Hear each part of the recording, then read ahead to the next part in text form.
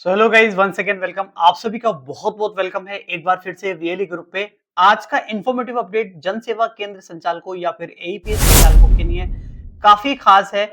यहाँ मैं आपको कोई सर्विस के बारे में नहीं बताने वाला हूँ कि कौन सी सर्विस आ गई है या फिर कौन सी जो है आपको अपडेट कर लेना है। यहाँ दोस्तों आप सभी एईपीएस संचालक कहीं ना कहीं परेशान जरूर होंगे। उस परेशानी को लेकर के मैंने ये आपको वीडियो बनाया है। कुछ इंपॉर्टेंट पॉइंट जो अपडेट हो चुके हैं, जो सभी एईपीएस संचालकों को पता होना चाहिए या आपको पहले से पता चल गया, तो आप सभी ज्यादा से ज्यादा सपोर्ट कीजिए ताकि हम लोगों को जो है हमारी वॉइस ऊपर तक पहुंच सके। यहाँ दोस्तों एईपीएस का काम और डीएमटी या फिर आप कोई भी काम इस तरीके से जनसेवा केंद्र संचालक पे करते हैं, तो यहाँ पर आपका जो काम है वो बिल्कुल लगभग आपने देखा होगा जब से 2024 स्टार्ट हुआ है हमारे पास ना के बराबर हो गया है। अब इसका रीजन क्या है वो भी मैं आपको बताऊंगा। अगर चैनल पे नए इस तरीके का और अपडेट देखने के लिए चैनल को सब्सक्राइब करके बेल आइकन घंटी के निशान को ऑल पे जरूर से क्लिक कर लीजिए। वीडियो को लाइक करके बाकी दोस्तों में जरूर से शेयर कर दीजिए। तो चलिए शुरू करते हैं। यहाँ पे क्या है अपडेट एईपीएस के बारे में। दोस्तों मैं खुद भी परेशान हो चुका हूँ और जितने भी लोगों के कमेंट मैं देखता हूँ तो यहाँ पर उन सभी के सभी लोग परेशान है। अब दोस्तों आप सभी को पता है 2024 जब से स्टार्ट हुआ है, चाहे आरबीआई हो, एनपीसीआई हो, यूआईडीआई हो, बैंक हो, हर कोई अपने नए से नए नियम लागू कर रहा है। जहां पर 2FA था, उसके बाद एजेंट का बायोमेट्रिक अथेंटिकेशन हर ट्रांजेक्शन से पहले, हालांकि उसको रिमूव कर दिया गया, लेकिन 2FA अभी करना जरूरी है जिसका हमें चार्जेस भी देना पड़ता है। कभी कभी हमारा जो है फिंगरप्रिंट मिस हो जाता है तो वो 24 घंटे के लिए लॉक भी हो जाता है। बहुत सारे वीएलई भाइयों के जो है फिंगरप्रिंट ज्यादा अच्छे नहीं है तो उनको आइरिस डिवाइस स्कैन खरीदनी पड़ रही है। अब ऐसे में दोस्तों सवाल बनता है कि हमारी इनकम का क्या होगा। अब यहाँ दोस्तों आप सभी को पता है एईपीएस में जो है बहुत सारे बाउंडेशन है। जैसे कि मैं आपको बता देता हूँ क्या है कि आप सभी को बाउंडेशन के लिए क्या है, जैसे हर बैंक का एईपीएस अगर आप निकासी करते हैं तो किसी से आप निकासी नहीं कर पा रहे हैं, कहीं पे आप सभी जो है लिमिट कम कर दी गई है। अब यहाँ पे दोस्तों जैसे कि मैं आपको मिसाल के तौर पे बता रहा हूँ, मैंने जैसे शुरू में बता दिया कि ये वीडियो कोई सर्विस के बारे में नहीं है, एक ऐसी सूचना है जो सभी लोगों को होनी चाहिए और इस पे हम सभी लोगों को आवाज भी उठानी चाहिए ताकि हमारा जो वॉइस है वो आगे तक जाए और कुछ हम लोगों के लिए भी हो सके। अन्यथा इंडिया में बेरोजगारी बढ़ेगी ही बढ़ेगी, क्योंकि अगर दुकान बंद करेंगे तो फिर आप फिर क्या करेंगे, ये भी आपके पास कोई ऑप्शन होना चाहिए।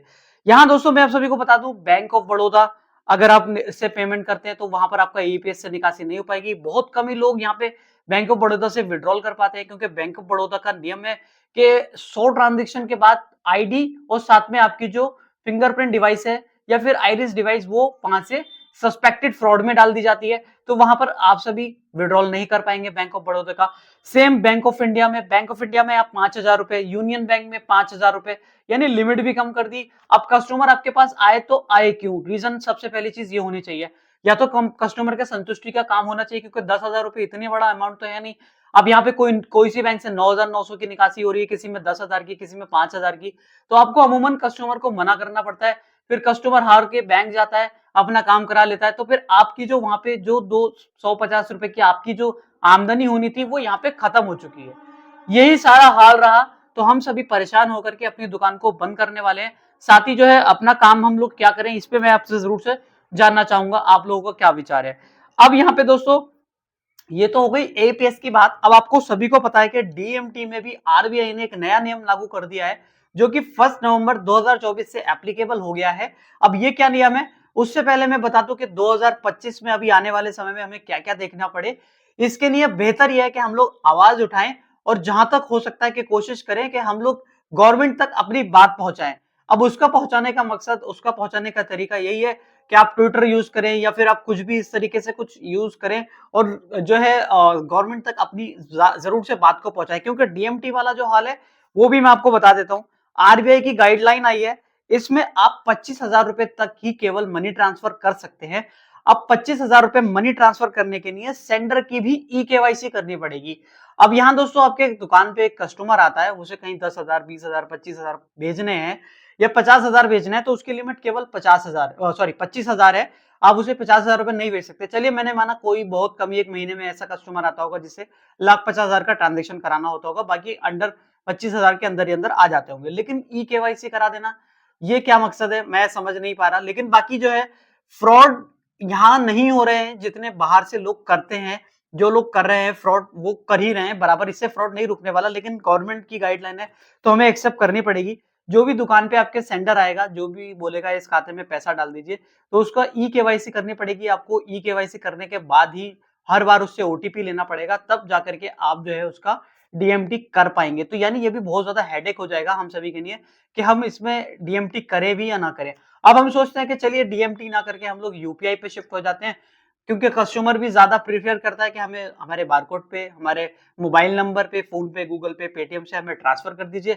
तो वहाँ पर जो है हम लोगों को ये डर है कि हमारे पास इनकम टैक्स से नोटिस नहीं आ जाए, या फिर हम लोग ज़्यादा ट्रांज़ैक्शन कर देते हैं, या फिर हम लोगों के पास कोई किसी बैंक से ऐसे तरीके से पेमेंट नहीं आ जाए जो फ्रॉड हुआ हुआ पैसा हो, तो वहाँ पर हमारा अकाउंट फ्रीज़ हो जाएगा। तो करें तो क्या करें? लेकिन हमारे पास कोई भी रास्ता नहीं है। अब हमारे पास अगर काम चलाना है, तो हमें कुछ न कस्टमर को यूपीआई पे जाना पड़ेगा। यूपीआई पे ट्रांसफ़र करते हैं, तो वहाँ पर हम लोगों को वो भी हमारे ऊपर पकड़ है। तो ऐसे में हम लोगों के पास क्या रास्ता बनता है? मेरे पास तो कुछ सजेशन ऐसा नहीं बनता है कि मैं आपको बता सकूँ, क्योंकि सिर्फ़ मेरे पास यही एक रास्ता है कि आप सभी हम लोग मिल कर के, एकजुट होकर के कुछ ऐसा ग्रुप बनाएँ, या फिर कुछ इस तरीके से हम लोग आपस में आगे बढ़ के बातचीत करें, ताकि हम लोगों का ये जो नियम है, इस तरीके के नियम जो हमारा काम है, हमें कस्टमर को आसानी से काम करके देना। लेकिन हम लोग वही काम अगर डिफ़िकल्टीज़ के साथ करते हैं, यानी कस्टमर भी खुद इरिटेट हो जाता है और हमारी दुकान पे नहीं आएगा।